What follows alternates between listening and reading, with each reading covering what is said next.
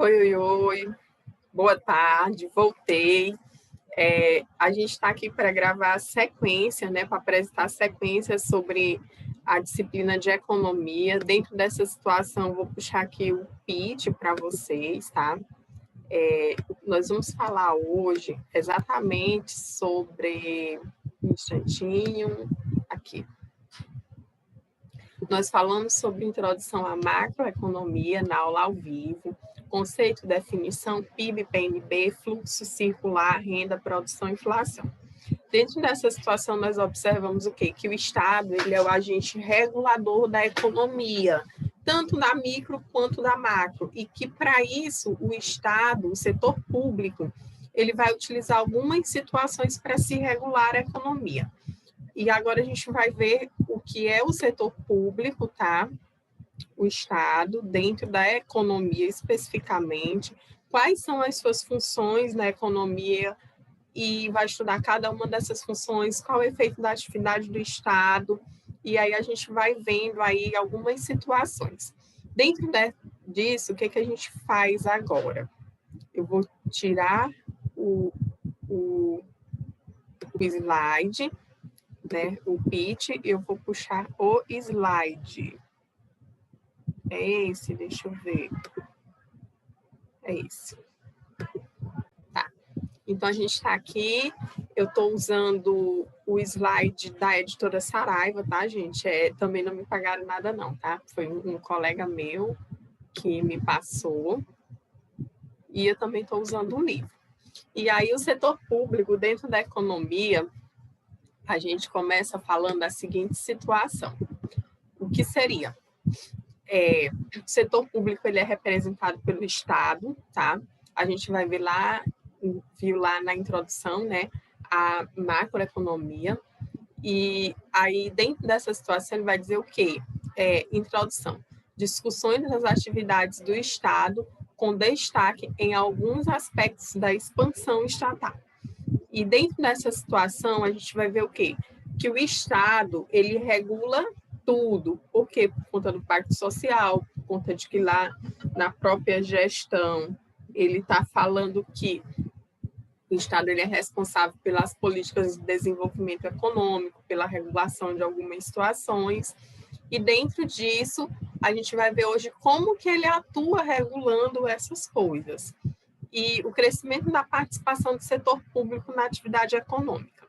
No início do século XX, a regulação da atividade econômica, tá, ela colocou em dúvida o papel, entre aspas, da mão invisível de Adam Smith.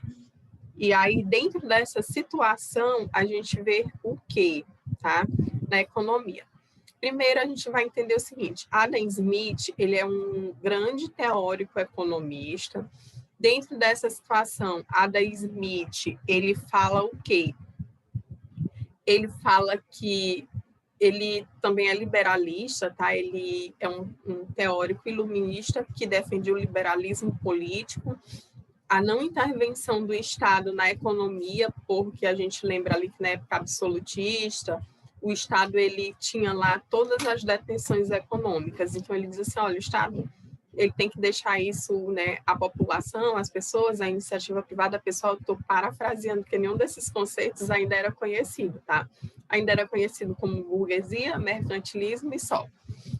E aí ele vai, né, falando isso, que tem que se deixar para o Estado, para a propriedade privada, tá? Para o setor privado, e que o próprio setor privado, a própria economia se autoajustaria como uma mão invisível, que o Estado ele não precisaria intervir em nada. Só que o que acontece? Quando isso acontece, a gente começa a observar várias mazelas da não intervenção do Estado, do autoliberalismo político. Por quê? Porque se o Estado ele não regula a economia, começam a acontecer alguns problemas graves, tá?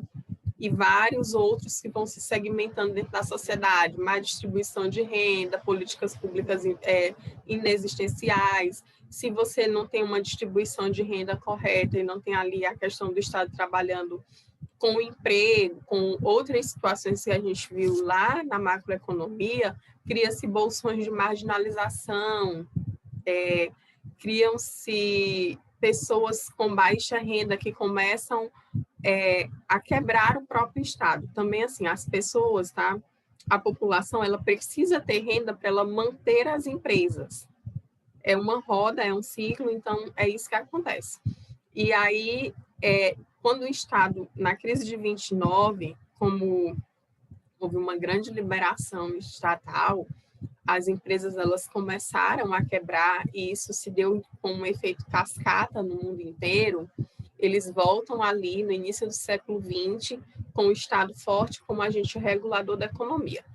E aí, dentro dessas razões, o Estado vai participar por quê? Tá? A participação do Estado na economia, ela cresce pelas seguintes razões. Aumento de desemprego, para que a renda per capita, a renda por pessoa, ela possa vir a crescer. Por que, professor, isso é socialismo? Não, é porque as pessoas elas precisam ter dinheiro para consumir. Se elas não têm dinheiro para consumir, tem-se capital excedente de todos os produtos e serviços e tem-se aí um grande problema econômico. Mudanças tecnológicas, tá, pessoal? O Estado ele tem que vir e começar a subsidiar e começar a intervir para que também tenha crescimento tecnológico, para que o crescimento tecnológico junte riqueza. Mudanças populacionais. Às vezes, algumas situações fazem com que a mudança, com que a população ela mude, não só de endereço, não só de localidade, mas também de maneira cultural, de forma de consumo. Então, para isso, o Estado ele tem que estar sempre intervindo para que não haja alguns déficits específicos. Efeitos de guerra, tá? Pré-guerra, pós-guerra também é um dos fatores em que o Estado ele precisa atuar, inclusive impedindo as guerras, porque guerra ela traz um grande prejuízo econômico, ok? Fatores políticos e sociais, tá? E mudanças da previdência social. Esses são alguns fatores que o Estado ele tem que intervir. E qual é o objetivo de todos esses fatores? É sempre garantir uma boa distribuição de renda para a população, para que a população não fique ociosa, não fique marginalizada, para que a população tenha benefícios próprios para si, subsidiados pelo Estado através dos tributos, tá, gente? E dentro dessa situação, dessa distribuição, o Estado ele possa vir a crescer e as pessoas possam vir a consumir. E aí, quais seriam as funções econômicas do setor público, tá? A primeira função é a função alocativa, tá? Está associada ao fornecimento de bens e serviços não oferecidos adequadamente pelo sistema de mercado.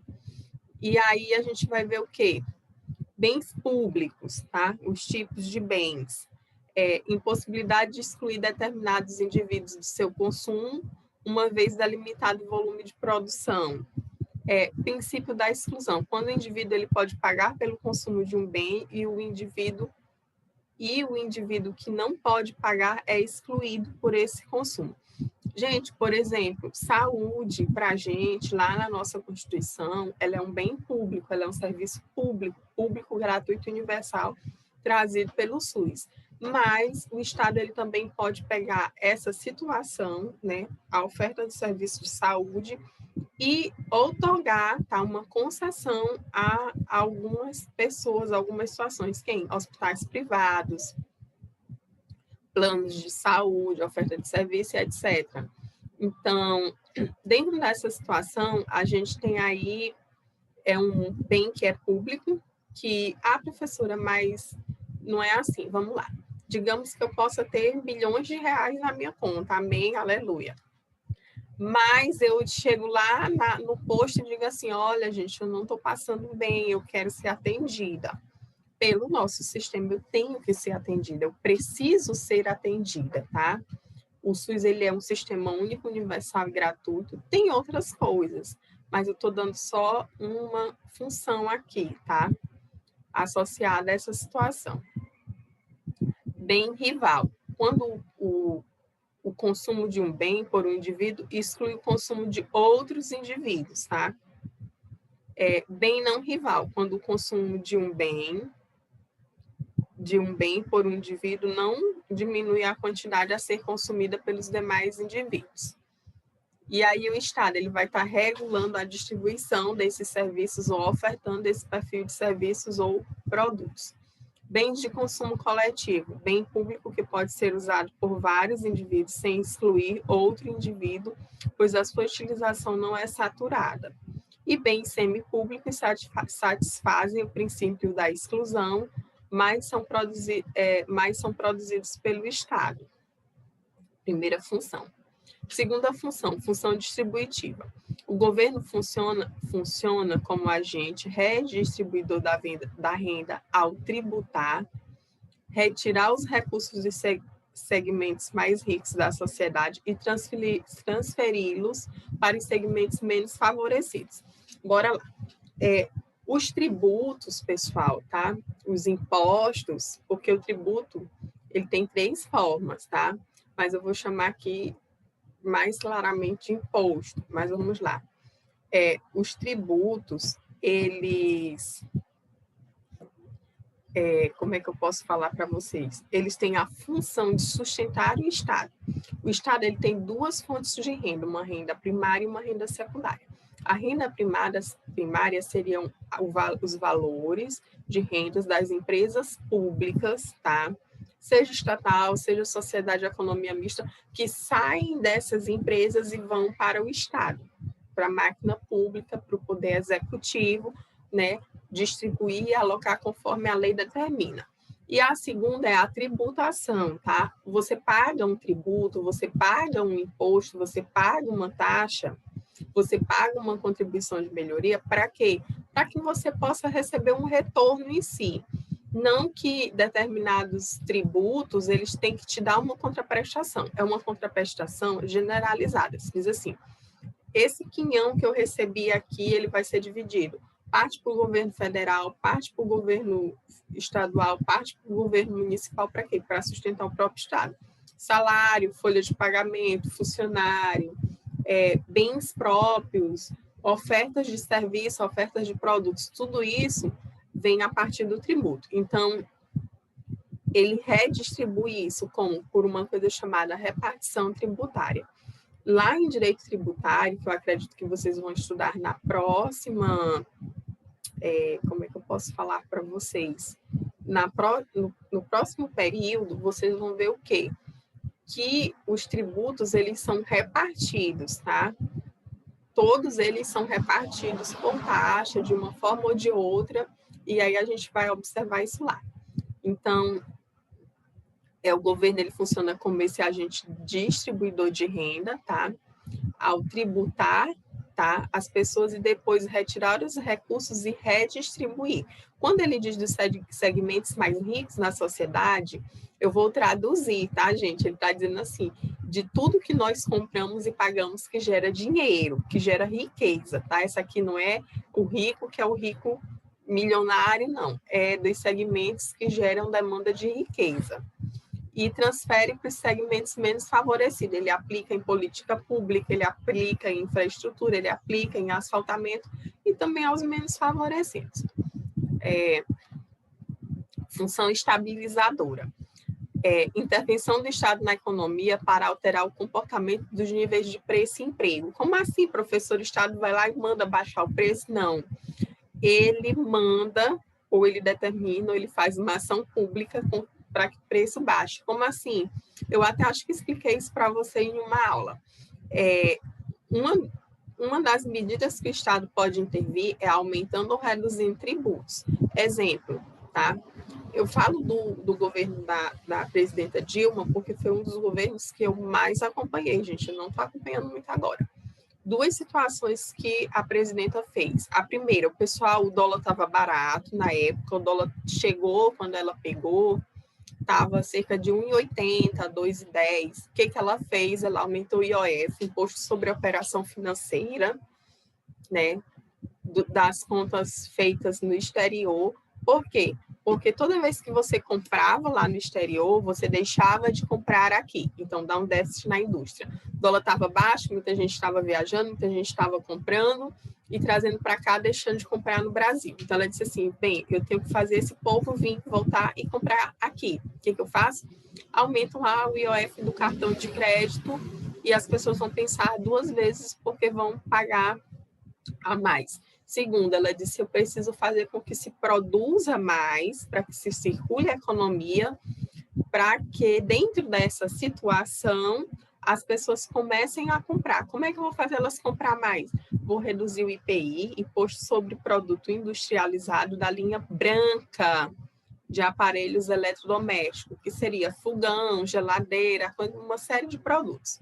Então, essas 2 medidas, ela fez para quê? Para estabilizar, né, o comportamento aí de nível de preço e fazer com que as pessoas consumissem mais. Então, primeira situação. Segunda situação, emprego. Como que se gera emprego? Uma das coisas que ela fez foi o PAC, né? Eu falei para vocês, Programa de Aceleração do Crescimento, e um dos objetivos do PAC era que se transformasse o Brasil em um grande canteiro de obras para que essas obras pudessem gerar emprego, tá? Exemplo, Norte Energia, exemplo, redistribuição do Rio São Francisco, tá? Por quê? Porque isso traz emprego imediato e a mão de obra ela não precisa ser qualificada, independentemente de eu concordar ou discordar, porque eu penso que se você faz a geração de uma emprego e renda através de uma política pública de construção civil pública, você tem que ter uma segunda situação para que quando aquela construção acabe, você continue gerando renda. Tá? Então, esse é um ponto que eu quero também mostrar para vocês. E eu posso gerar outros empregos de outras formas? Pode, tá? Eu posso abastecer a empresa, diminuir determinados tributos para que haja maior emprego e outras coisas mais podem ser feitas. Por exemplo, a reforma trabalhista, ela foi feita justamente com esse intuito, para que se diminuísse ali as obrigações, tá, do empregador, e diminuindo as obrigações do empregador, pudesse ser aumentado aí o número de serviços, né, de postos de serviços vagos. Então, essa é uma das funções estabilizadoras do setor público. Quarta função do setor público seria a função do crescimento econômico, que diz respeito a políticas que permitem aumento da formação de capital. Ou seja,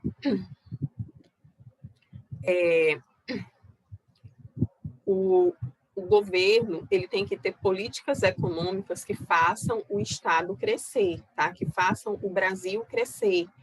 Como assim? Vamos tentar vender nossa mercadoria para fora, a partir de infraestrutura, a partir de política de base de determinados produtos, bens de produção. Isso é uma cadeia que é feita, tá, pessoal? E aí a gente vai falar sobre estrutura tributária e princípios da tributação. Sendo que, assim, aqui tem alguns princípios, tá? Que eu queria falar para vocês rapidinho, só um instante.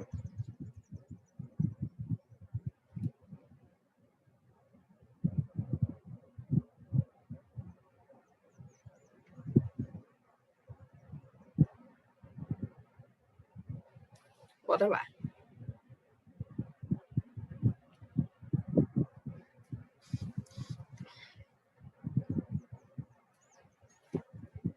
O primeiro princípio, ele vai falar sobre o princípio da neutralidade.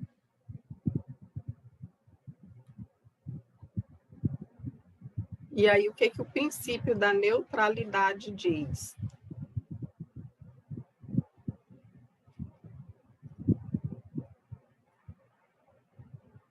Ele diz o seguinte, que um Estado democrático de direito, tá? Quem tem que refletir a ideia de que o tributo deve interferir menos possível, tá? Nas decisões dos agentes econômicos, desde que essa não intervenção se contextualize de forma positiva com um satisfatório financiamento das políticas públicas. O princípio da equidade, ele fala o seguinte.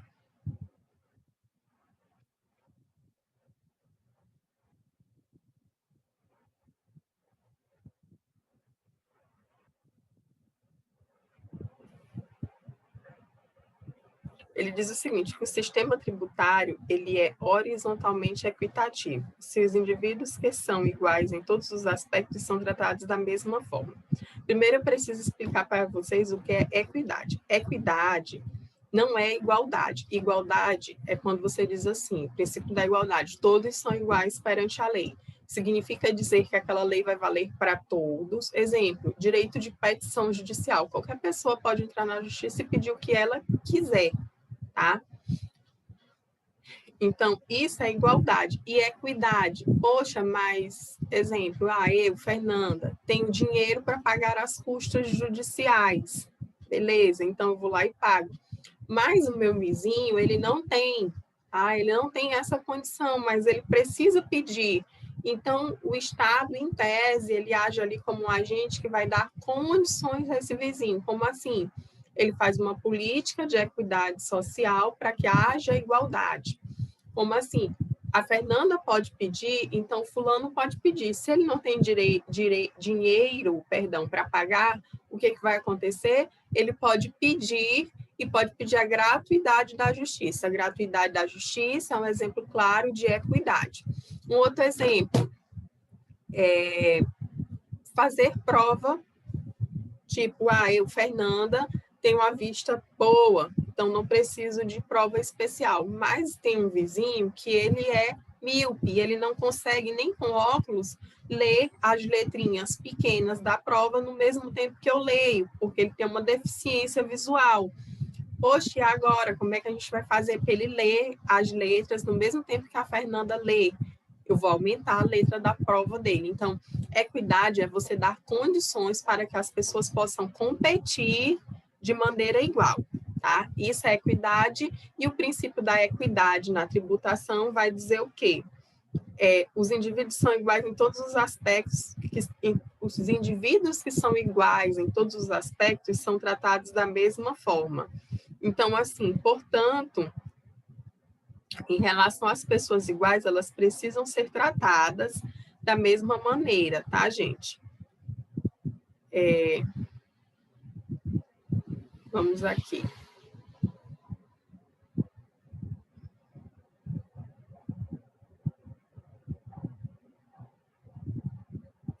Segundo princípio seria o princípio do benefício tributário, tá? O princípio do benefício tributário dentro da economia, ele diz que cada um deve ser tributado consoante seus benefícios, tá? Que colhe dos bens públicos. Assim, os impostos, eles devem corresponder ao valor ou aos custos dos bens disponibilizados pelo Estado, tá? E o princípio da capacidade de pagamento seria da capacidade contributiva. Ele vai dizer que a pessoa ela deve pagar de acordo com sua condição. Vou ler aqui, mas eu estou...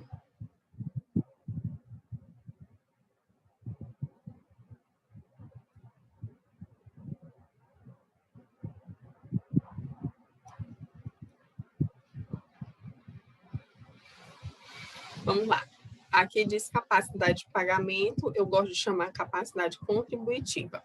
Ele diz assim, o resumo da capacidade contributiva, ele é baseado em um conceito de justiça econômica fiscal. Tem como alicerce a busca de uma sociedade mais justa e igualitária, impondo uma tributação mais onerosa àqueles que detêm maior concentração de riqueza e menos onerosa àqueles que têm menor concentração de riqueza. Como assim, professora? Vamos embora aqui. Maior exemplo disso são as tabelas, né, do imposto de renda de pessoa física ou jurídica e até mesmo as tabelas do Simples Nacional. Lá, quando tu começa lá, a partir de 81 mil, que tu sai de ser MEI, né, passa a ser EPP, e até 360 mil. Algumas empresas, alguns comércios pagam 4% ou 4,5% em cima ali dos serviços que eles prestam ou dos bens que eles fornecem. Ah, mas tu começou a vender mais, tu vende mais de 360 mil, e então tu tá tendo uma lucratividade maior. Dentro dessa situação, tu vai subir ali para a segunda faixa, que dependendo da tua linha seria 6,5%, 7%. Então, isso é o princípio da capacidade de pagamento. Em tese, seria não se cobrar um tributo que seja tão oneroso a uma pessoa que ela não possa pagar. Então, esses são alguns princípios de direito tributário inerentes ali na economia, tá? Não são os princípios tributários constitucionais, tá, gente? São princípios próprios aqui. Mas eu até escolheria outros princípios, mas a gente vai trabalhar com esses, só que depois eu vou dar uma palhinha para vocês aí sobre direito tributário. E dentro dessa situação, diz assim, os tributos e as suas classificações. Eles são classificados sobre impostos diretos, tá? Sobre a riqueza ou sobre a renda. Eles são impostos indiretos sobre as transações de mercadorias e serviços. Impostos regressivos. O aumento da contribuição é proporcionalmente menor que o incremento ocorrido na renda. Imposto proporcional ou neutro. O aumento da contribuição é proporcionalmente igual ao ocorrido na renda. Imposto progressivo, o aumento na contribuição é proporcionalmente maior que o aumento ocorrido na renda. Bora aqui. E aí, dentro dessa situação, a gente vai ver alguns efeitos sobre a atividade econômica. Imposto proporcional sobre a renda seria neutro do ponto de vista de controle de demanda agregada. Já o imposto progressivo, ele exerce um controle quase que automático sobre a demanda, tá, gente? A curva de Laffer. Quando a alíquota é relativamente baixa, estabelece-se uma relação direta entre ela e a arrecadação. O efeito Oliveira-Tenzi ocorre em períodos de aceleração inflacionária. Há uma defasagem entre o fato gerador do imposto e o momento do seu recolhimento, tá?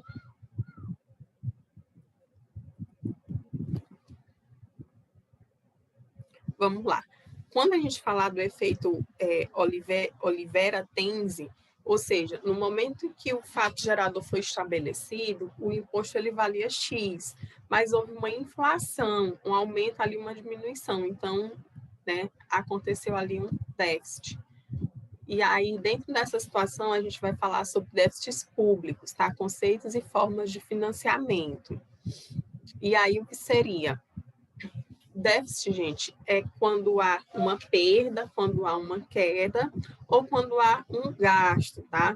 E aí o déficit nominal indica o fluxo líquido de novos financiamentos obtidos ao longo de um ano no setor público, tá? Ou seja, de novos gastos não financeiros em suas esferas, que seriam os novos gastos realizados na União, nos governos estaduais, nos governos municipais e também, tá?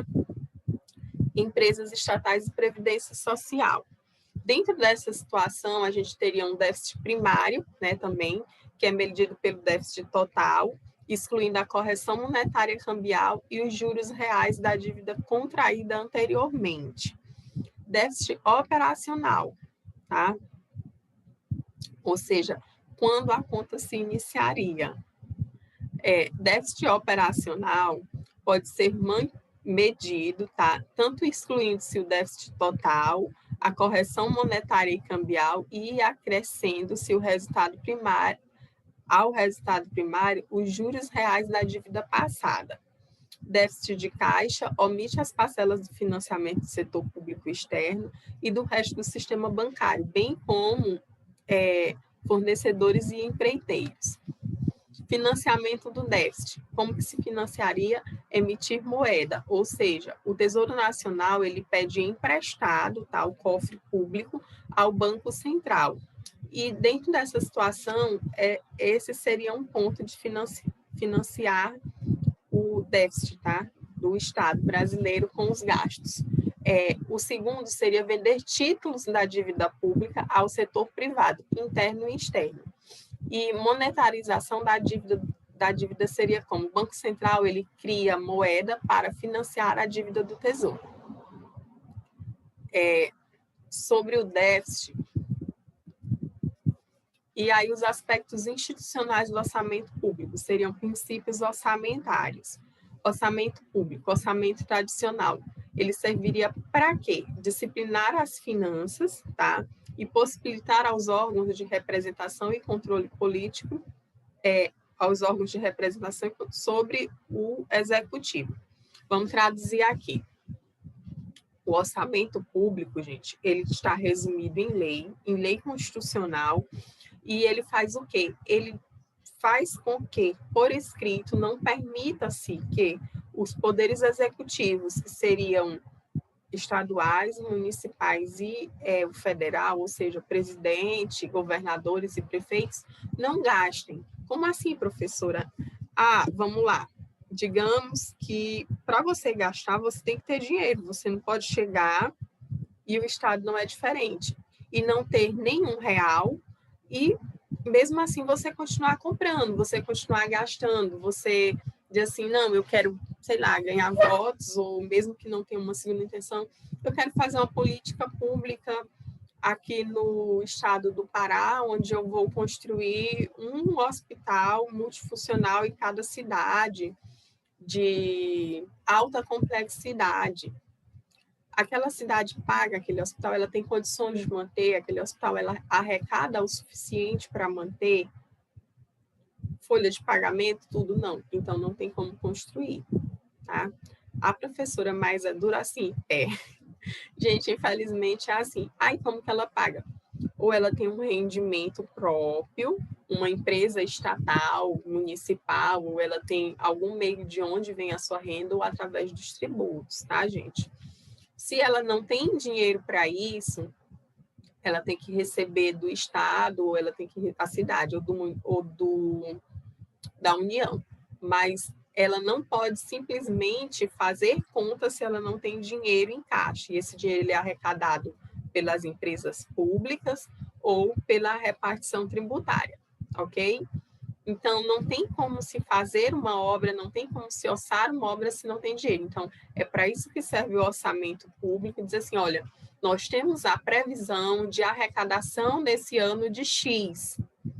Tá, então, nós temos um gasto de Y. Em tese, as contas têm que bater. Se não batem, elas têm um limite de gasto que tem que ser feito, tá? Não dá para ser assim de qualquer jeito, não tem como. Orçamento moderno atribui ao governo a condição de responsável pela manutenção da atividade econômica e as alterações, tá? Orçamentárias para ter grande importância. Aí, dentro disso, a gente vai começar a falar um pouquinho sobre orçamento público, e dentro do orçamento público, a gente fala sobre alguns princípios. Depois eu vou fazer uma aulinha também para vocês só sobre orçamento público. E aí o primeiro princípio seria da unidade orçamentária. A unidade orçamentária. O orçamento ele é tá? Todas as receitas e despesas devem estar contidas numa só lei, ou seja, não pode chegar e dizer assim, eu vou fazer o orçamento aqui e agora eu vou fazer um segundo orçamento.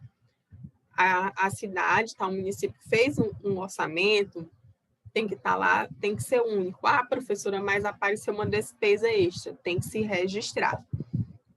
Então, esse é o primeiro princípio, tá? Estado, município, todo mundo tem que ser assim. Segundo princípio seria o da universalidade. E aí o princípio da universalidade, ele fala o quê? Todas as receitas e despesas devem constar de lei orçamentária, não podendo haver omissão. Professora, mas não é assim. Olha, em tese tem que ser assim, tá? É uma receita, entrou, tem que estar ali dentro. De onde vem essa renda, tá? Dentro do orçamento público. Teve um gasto, tem que estar ali. Então, ótimo. Dentro dessa situação, a gente vai ver um outro princípio, que seria o princípio do orçamento bruto. O orçamento bruto, ele diz o quê? Todas as receitas e despesas devem constar na peça orçamentária com seus valores brutos, sem desconto e não líquidos, tá ok? Por fim, o princípio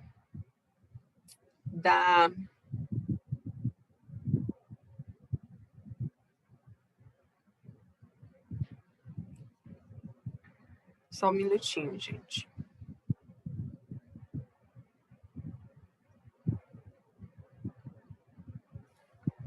Não vinculação de receitas, ou seja, as receitas, elas precisam, tá?